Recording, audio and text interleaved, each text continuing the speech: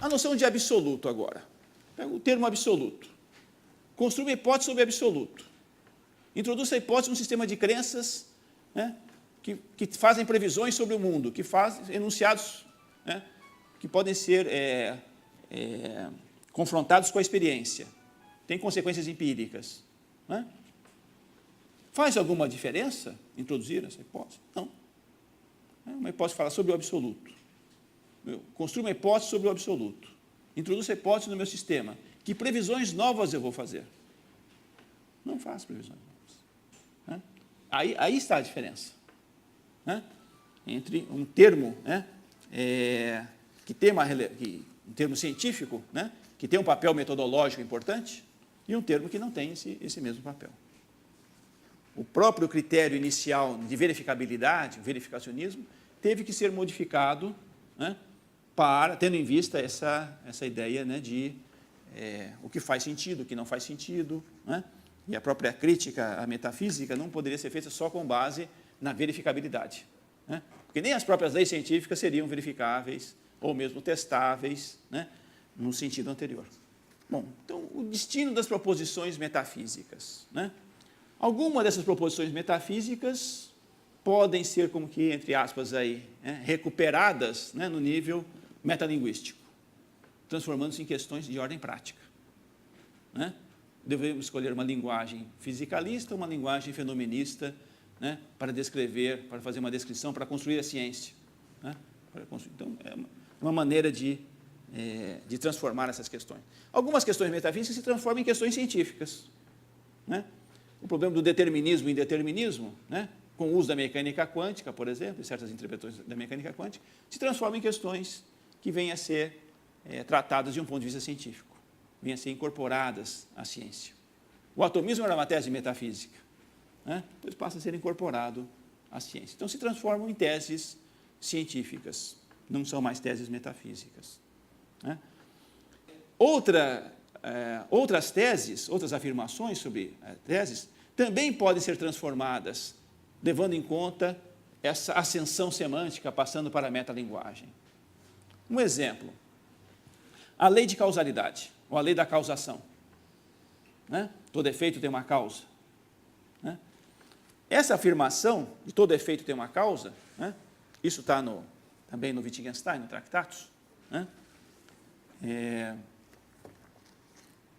6.32, Wittgenstein diz: a lei de causalidade não é uma lei. A lei de causalidade não é uma lei, mas a forma de uma lei.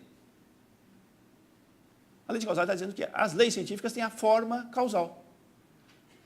Né? Não é uma nova lei. A metafísica não está ao lado da ciência. Não é uma teoria que está ao lado da ciência falando do mundo. Se ela quiser ficar ao lado da ciência falando do mundo, ela não tem lugar, não tem sentido. Ou ela é incorporada à própria ciência, ou, né, fica sem sentido. Então, o que nós podemos ter? Um discurso sobre a linguagem. Então, ele está dizendo que a forma das leis científicas é uma forma causal. Né? As leis científicas estabelecem relações causais. As leis científicas. Mas não é uma lei sobre o mundo, é uma afirmação sobre as leis científicas. Né? De que elas têm a forma, ou podem ter a forma, né, de estabelecer de uma forma causal, estabelecendo relações causais. A natureza não admite exceções. O que isso quer dizer? Por isso que eu estou falando sobre o mundo, né? A natureza não admite exceções.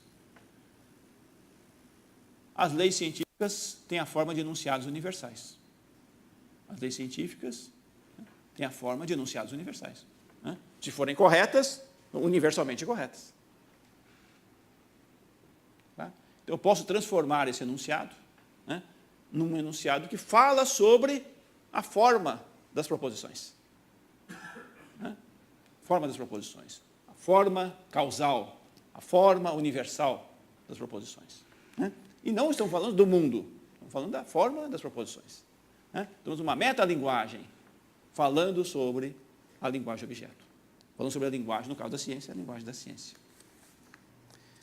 Em um livro de 1934, chamado A Sintaxe Lógica da Linguagem, de Carnap, né, ele vai exatamente mostrar a importância, né, desse discurso formal, né, esse discurso que está levando em conta a forma, né, dos enunciados, como eles são utilizados.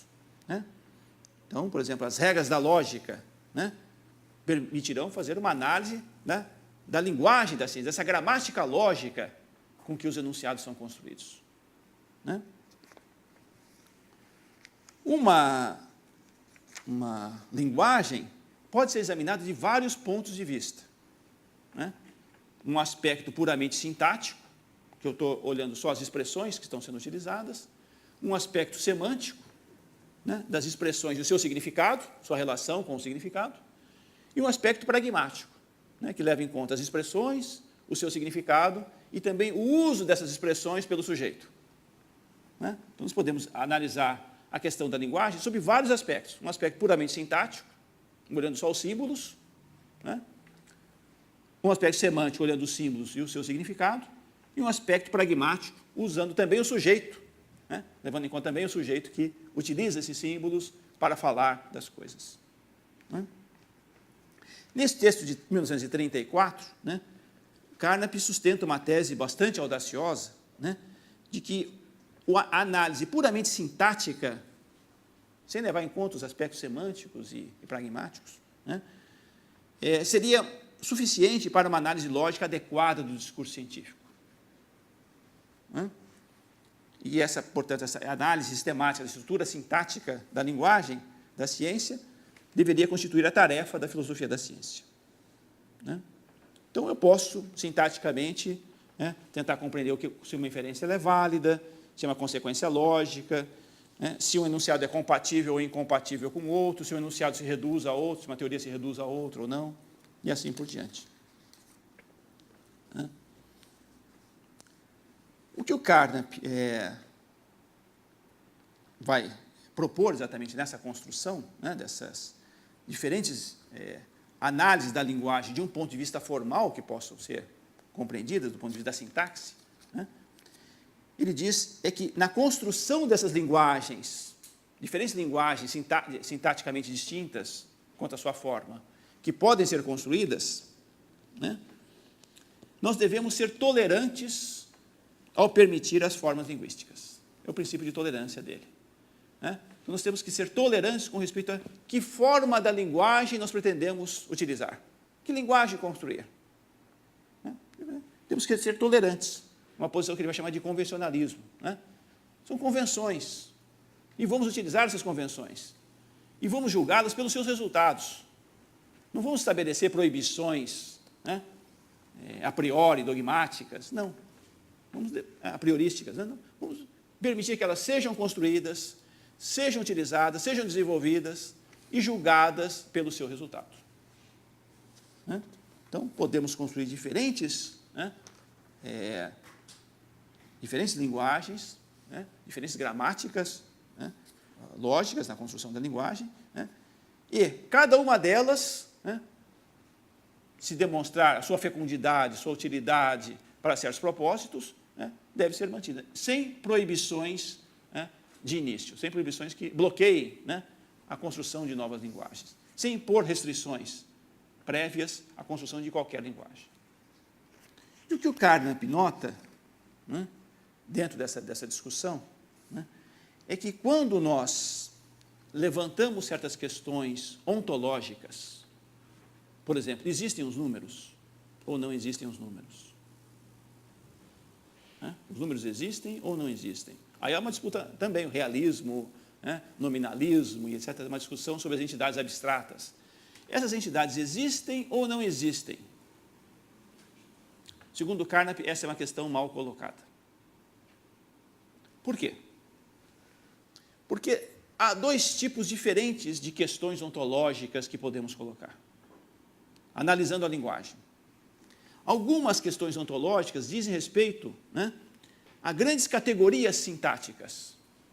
Ele dá exemplos: coisa, objeto, propriedade, fato, estado, processo, espaço, tempo, como perguntar se existe o espaço, existe o tempo. Né? E outras dizem respeito a predicados e palavras mais específicos. Por exemplo, azul, cadeira, africano, sentado, hoje, e assim por diante. E há uma grande diferença entre perguntar, diz Carnap, existem números? E perguntar, existe um número primo entre 12 e 15? Nós não podemos tratar essas duas questões ontológicas como semelhantes. Uma questão trata sobre a totalidade dos números. Existem números? Outra questão é, existe um número primo entre 12 e 15? O que o Carnap vai dizer é que algumas dessas questões concernem a existência do sistema linguístico, do sistema de entidades como um todo. Ele vai chamar de questões externas. Estou perguntando, existem objetos físicos? Existem números? Existem proposições? Outra questão não, outra é uma questão interna, dentro do sistema já utilizado. Eu já introduzi o sistema linguístico, que fala de números. E agora eu pergunto, dentro do sistema linguístico, existe um número primo entre 12 e 15? É uma questão de existência de entidades no interior de um sistema linguístico já utilizado, já introduzido, que são as questões internas. Então, ele vai fazer das questões ontológicas uma distinção entre questões externas, que pretendem exaurir, esgotar o domínio das variáveis ligadas, varrendo todas elas, e as questões internas. Então, uma coisa é perguntar, existem objetos físicos? Outra é perguntar, existe um livro sobre a mesa? As questões internas, segundo Carnap, podem ser respondidas, por exemplo, por um apelo à experiência, se a questão for empírica, por uma prova matemática, se a questão for matemática, enfim, é uma questão teórica, as questões internas, dentro do sistema. Então, existe um número primo entre 12 e 15, é uma questão interna. Existe água em Marte? Questão interna. Então, são questões bem localizadas, não estou perguntando se existem objetos físicos, etc.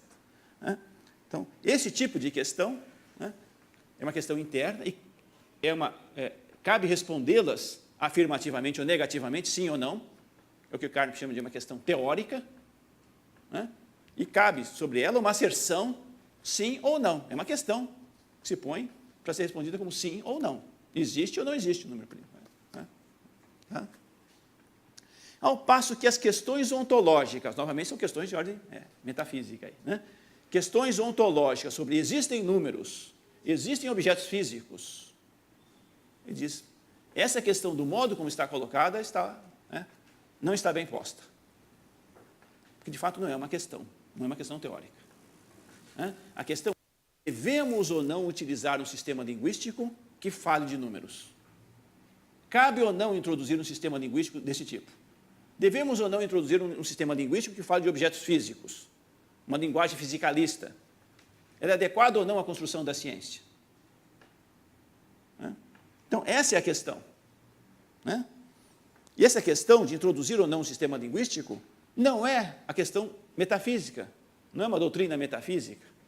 Eu não tenho que provar que os números existem para depois começar a falar dos números. Ou introduzir um sistema que fale de números, considerar esse sistema. Não há. É o contrário. Eu introduzo um sistema que fala de números. E, pela utilidade ou não desse sistema, eu vou, a partir daí, utilizá-lo, mas por razões de ordem prática. São questões práticas. É conveniente esse sistema ou não? Uma linguagem puramente fenomenista, que não seja adequada à unificação da ciência, que não seja intersubjetiva, ela não é errada em si. Ela simplesmente não é adequada a certos propósitos. É uma questão de ordem prática. Devemos ou não aplicá-la? É um problema prático, diz Carnap. Devemos levar em conta a eficiência, a fecundidade, a produtividade, a simplicidade no uso de uma certa forma linguística. Trata-se de uma aceitação, diz Carnap, que não é verdadeira ou falsa, mas somente mais ou menos fecunda, mais ou menos condizente, e não propriamente de uma asserção. A asserção seria verdadeira ou falsa, né? Trata-se de aceitar ou não o uso de um certo sistema, tendo em vista certos propósitos, né? Seria adequado ou não a realização de certos propósitos, né? Então, nesse ensaio de Carnap chamado Empirismo Semântico e Ontologia, né, vai fazer essa distinção importante, né, entre questões, né, externas, que dizem respeito ao sistema linguístico como um todo, questões ontológicas, né, externas, que dizem o sistema linguístico como um todo, e questões ontológicas internas. Essas internas, sim, são teóricas. Cabe fazer uma asserção verdadeira ou falsa a respeito das afirmações aí colocadas. Mas querer tratar as questões externas como se fossem teóricas, esse é o equívoco.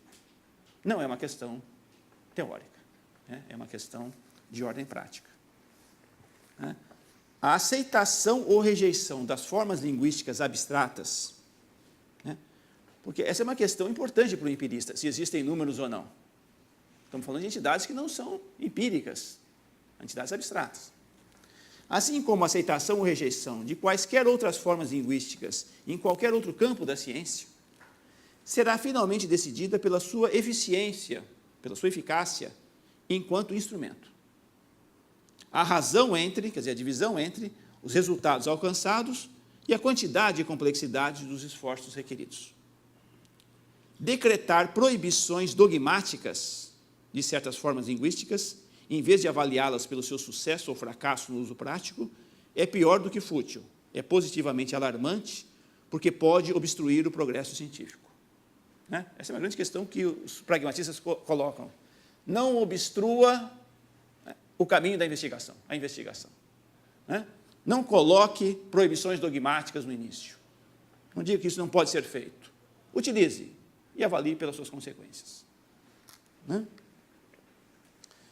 A história da ciência mostra exemplos dessas proibições baseadas em prejuízos derivados de fontes religiosas, mitológicas, metafísicas ou de outras fontes irracionais, que diminuem os desenvolvimentos durante pequenos ou grandes períodos de tempo. Aprendemos as lições da história. Atribuamos àqueles que trabalham em algum campo especial da investigação a liberdade para usar qualquer forma de expressão que lhes pareça útil. O trabalho nesse campo conduzirá, mais cedo ou mais tarde, à eliminação daquelas formas que não possuem nenhuma função útil, né? E ele termina o texto dizendo, né, que exatamente é o princípio de tolerância de Carnap. Sejamos prudentes ao fazer asserções, quer dizer, dentro de questões internas, dentro do sistema. E tenhamos uma atitude crítica ao examiná-las, mas sejamos tolerantes ao permitir as formas linguísticas, né? Quer dizer, na questão da escolha da forma linguística, a questão prática, sejamos tolerantes. Vamos utilizá-las e ver quais são as suas consequências. Uma vez introduzida a forma linguística, construída uma teoria dentro dela, né, agora devemos ser prudentes ao fazer asserções, porque elas são verdadeiras ou falsas, né, e devemos ter uma atitude crítica ao examiná-las, né, avaliá-las dentro do próprio sistema. Essas opções que existem, diz Carnap, né, é propriamente um oceano, né, infindável de possibilidades ilimitadas que nós temos de construção de sistemas linguísticos, né? Nós temos diante de nós isso, devemos então, né, nossa tarefa não deve ser estabelecer proibições, mas propor convenções. O que nós temos que propor são convenções, né, e que podem ser então avaliadas, deliberadas, com base na sua aplicação, no seu uso prático, nas suas consequências. Elas servem a alguma coisa. O conselho óbvio, diz Quine, né, falando depois sobre Carnap, o conselho óbvio é o seguinte, nessa situação, é a tolerância e o espírito experimental, né? Se nós tivermos que dar um conselho óbvio, seria esse, tolerância e espírito experimental, né, ao construir formas linguísticas, né, para falar do mundo. Uma vez construídas as formas linguísticas, então, né, elaboramos teorias, né, mas aí já estamos no campo da ciência. Fazemos asserções sobre o mundo, verdadeiras ou falsas. Antes disso, né, é uma questão de ordem prática, não é uma questão metafísica. É uma questão de ordem prática, né, de introduzir um ou outro sistema linguístico. E aí cabe a tolerância, né? Devemos ser tolerantes, é uma questão de ordem prática, que tem que ser avaliada, por ser prática, pelas suas consequências. Né? E não por outros pressupostos que não esses. Então, exatamente essa ideia de ter uma mente aberta, a tolerância, a pluralidade, o espírito experimental, né, que deve exatamente animar essas decisões. Né? Carnap faz uma distinção, que obviamente é uma distinção aí kantiana, né, entre a razão teórica e a razão prática. Né? Um uso teórico da razão, um uso prático da razão. Né? Ele dá um exemplo muito simples, mas eu acho que é interessante para ilustrar isso. Eu gostaria de ter claro para mim se eu deveria ou não comer uma maçã que está agora à minha frente, que está aqui diante de mim. Né? E essa é uma questão de resolução. Se eu devo ou não comer a maçã. Não é uma questão teórica. Né? Está de mim, eu estou diante de uma decisão, né, prática e não de uma decisão teórica. Todavia, nós tendemos a expressar essa incerteza da resolução no sentido de tomar uma decisão, né, em termos, e com a mesma forma linguística, de uma incerteza do conhecimento. Né, que é na forma, eu deveria comer essa maçã? Como se eu tivesse uma incerteza do conhecimento. Não é uma incerteza do conhecimento. Né? Ele diz, essa forma verbal semelhante, e essa forma nos engana, né? A linguagem nos engana, o modo como as coisas se apresentam na linguagem corrente nos engana. Por isso que a importância da lógica, fazer uma análise lógica da linguagem, né? Tentar ver exatamente do ponto de vista da sua construção da linguagem. Né? Ela nos engana. A forma verbal da linguagem simula para nós uma questão que não é uma questão. Nem pelo meu próprio pensamento, nem com todas as teorias científicas capazes de responder, né, são capazes de responder essa aparente questão.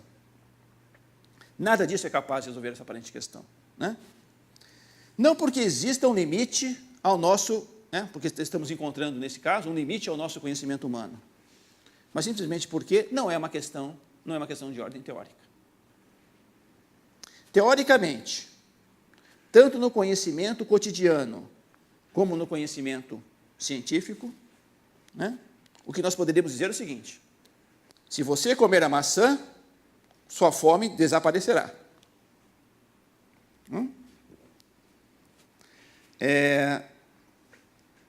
Essa asserção teórica a esse respeito, né,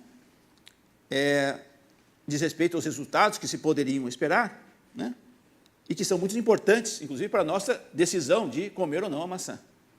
Né? Mas a própria decisão de comer ou não a maçã não pode ser resolvida, essa questão, dizendo que se eu comer a maçã, ela vai, né, saciar a minha fome. Né? É uma questão de resolução prática. Né? Se eu quero satisfazer a mim mesmo ou permanecer com fome. Se eu estiver fazendo uma dieta, por exemplo, né, não vou comer. Certo? Então, portanto, não é uma questão em que caiba falar de verdadeiro ou de falso. Né? Deveria comer essa maçã ou não deveria comer? Devo comer a maçã ou não devo? Essa é uma questão de ordem prática. E ele diz, mesmo que eu tenha todos os conhecimentos do mundo, eu não resolveria essa questão, né, prática de um ponto de vista teórico. A teoria pode dizer apenas que consequências cada uma das minhas ações posso ter. Né? Mas a teoria por si não resolve um problema como este, um problema de ordem prática. Né? Então, é um erro transformar uma questão de ordem prática, querer resolver a questão de ordem prática, como se fosse de ordem teórica. Né? A utilização de um sistema linguístico que fala de objetos físicos, né, uma linguagem fisicalista, ou de fenômenos, né, é uma questão puramente prática, uma questão de escolha, né, e que deve ser levada em conta, tendo em vista os resultados dessa escolha que está sendo feita. Né? Todos nós, né, todos têm a liberdade para construir sua própria lógica, sua própria forma de linguagem, como quiserem. Tudo que se exige é que, se alguém quiser discutir sobre isso, né, deverá enunciar o que disse de uma forma clara, deverá enunciar sua linguagem de uma forma clara, né, dar regras sintáticas, e não argumentos filosóficos para isso. Quais são as regras de construção, as regras de transformação dentro da minha linguagem? Como é que está sendo construída a minha linguagem? Isso tem que ser apresentado. Mas devemos dar liberdade para que essa linguagem seja construída do modo como se queira. Não há apenas uma linguagem logicamente correta. Há várias linguagens possíveis logicamente corretas, né? Há uma infinidade delas e cabe ao cientista decidir qual delas utilizar, né? É uma decisão de ordem prática, né? E não uma questão puramente ou uma questão tipicamente teórica, né? Esse pragmatismo de Carnap, né, ele pode ser, terminando já essa sessão, né, ele pode ser comparado exatamente ao pragmatismo de James, né, nesse ponto. O que James diz, William James? Né? O pragmatismo, do modo como deve ser entendido, né, não deve ser avaliado em termos de uma tese ou de outra, mas de uma atitude de orientação, né? E é isso que significa o método pragmático. Qual é a atitude do pragmatista? Né? Qual é a atitude que um pragmatista deve ter? Um pragmatista não deve olhar para as primeiras coisas, né? Para o que chamam de princípios, para as categorias, para as necessidades supostas, né? Ele deve olhar para frente, né? Ele deve olhar para as últimas coisas, para os resultados, para os frutos, para as consequências, para os fatos que se seguem daí, né? E é nesse sentido que o princípio de tolerância de Carnap deve ser entendido, né? Uma vez utilizado, né? Uma vez se reconhecendo, né, que as proposições da metafísica, do modo como se apresentam, com a roupagem como se apresentam, com a pretensão com que se apresentam, não fazem sentido, não têm sentido, né? Não são proposições que poderiam ser colocadas ao lado da ciência, né? Pode estar acima ou abaixo, mas não ao lado da ciência, né? De que maneira nós poderíamos tentar, né, compreender essas proposições, transformar essas questões, né, aparentemente relevantes que a metafísica tem, né, num outro contexto, numa outra situação, que não a teórica, mas prática, né? Se transformam, desde que ainda façam algum sentido, né, que tem uma relevância nessa discussão, né, se transformam em questões de ordem prática, algumas delas, pelo menos. Algumas não têm saída, né? Um exemplo que ele vai dar, num texto bastante polêmico, né, utilizando Heidegger, né, ele vai dizer, o nada nadifica, né, uma frase de Heidegger. Bom, isso aí não tem propriamente, quer dizer, falar do nada como se fosse alguma coisa, aí realmente é um problema sintático que não tem nem como tentar, né, salvar a proposição, né? Mas outras proposições podem ser transformadas, podemos tentar reconhecer o tipo de sentimento que está lá presente, de orientação prática que está lá presente, né, e transformadas em outras questões, né, relevantes também, porém não teóricas. As questões teóricas estão no campo da ciência, né? Podemos transformar essas questões, né, que estão com uma roupagem teórica, que pretendem ser verdadeiras ou falsas, né, em outras questões, né, uma linguagem metateórica, né? Aí existe uma diferença importante entre Wittgenstein e Carnap, né? Para Carnap é possível uma metateoria, uma teoria sobre as teorias, né? Para Wittgenstein, não. Para Wittgenstein, a filosofia é só uma atividade, né? Não é uma teoria, nem metateoria.